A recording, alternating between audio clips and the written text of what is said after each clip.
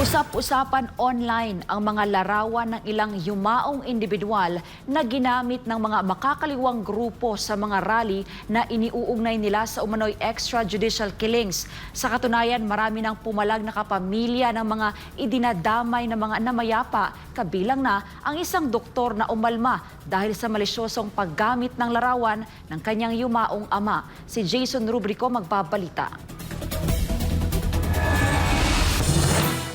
Mariing kinundena ni Dr. Lux Andutan ang aniyay pambabastos na tinanggap ng yumao niyang ama na si Dr. Winston Andutan na idinadawit bilang isa umanong biktima ng war on drugs. Binigyang diin niya na inaalay ng kanyang ama ang buhay nito sa paglilingkod sa mga pasyente at labis na pinangalagaan ang kanyang reputasyon. Kaya naman malinaw aniyang pambabastos ang paggamit sa yumaong doktor sa ganitong paraan, lalo't walang kinalaman ang pagkamatay nito sa EJK. Binigyang diin ni Dr. Andutan na walang kinalaman ang pagkamatay ni Dr. Winston sa iligal na droga, EJK at kay dating Pangulong Rodrigo Duterte. Aniya, hindi tamang gamitin ang imahe ng kanyang ama para sa mga personal na agenda. Uminit din online ang isang viral post kung saan makikitang hawak ng isang babae na kinilalang si Aling Sheila ang larawan ng isang yumaong individual na inuugnay din sa war on drugs. Pero maraming netizens ang nakapansin at pumalag sa larawan ng yumao online. Napag-alamang namatay ang individual nito lamang 2024 na nasa ilalim na ng Marcos Jr. administration. Taliwas sa pinalalabas ni Aling Sheila na biktima ito ng war on drugs noong panahon ni dating Pangulong Duterte. Nagsalita na rin ang isang funeral parlor na nagbigay ng serbisyo sa pamilya ng yumao matapos mag-viral ang kanilang post noong Hulyo 2024. Iginiit ng Hara Funeral Services na tama ang petsang nakasaad sa kanilang post na pumanaw si Ryan Barbacena noong June 2024 at naipost nila ito sa kanilang page noong July 2024. Mariin nilang pinabulaanan ang paratang na edited ang nasabing post. Ayon pa sa Hara Funeral Services, namatay si Ryan Barbacena sa isang ospital at naiulat ito sa Caloocan City Police. Tiniyak din ng kumpanya na hindi nila buburahin ang kanilang post maliban na lang kung ito ay i-take down o i-report ng mga tinawag nilang anti-Duterte. Samantala, binatikos din ni Duterte Youth Party List Chairman Ronald Cardema ang Kabataan Party List matapos makita ang larawan ng yumaong si Horacio Athio Castillo III sa isang rally na may kaugnayan sa EJK. Si Athio ay isang law student mula sa University of Santo Tomas o UST na namatay noong 2017 dahil sa hazing. Wala itong kinalaman sa war on drugs. Ayon kay Cardema, patunay lang ito ng pagiging mapanlinlang ng grupo at individual na may koneksyon sa CPP, NPA, NDF.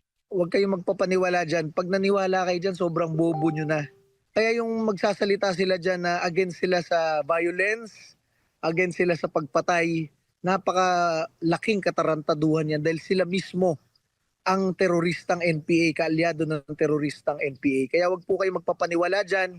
Matinding pambabatikos din ang inabot ng mga nabanggit na grupo mula sa netizens dahil sa paggamit ng mga litrato ng ilang yumaong individual para lang maisulong ang kanilang propaganda at interes. Habang patuloy na lumalalim ang usapan ukol sa paggamit ng mga imahe ng pumanaw na individual sa mga pampublikong protesta, hindi may kakailang maraming pamilyang nasasaktan at umaapela para sa mas maingat at makatotohanang representasyon ng kanilang mamahal sa buhay. Patuloy na lumalakas ang panawagan para sa pananagutan at katotohanan sa pagdalakay sa mga sensitibong issue, isang hamon para sa lahat na maging mapanuri at responsable sa pagpapakalat ng impormasyon, lalo't napakaraming platforms ang pwedeng magamit para dito. Para sa Diyos at sa Pilipinas kumahal, ako si Jason Rubrico, SM9 News.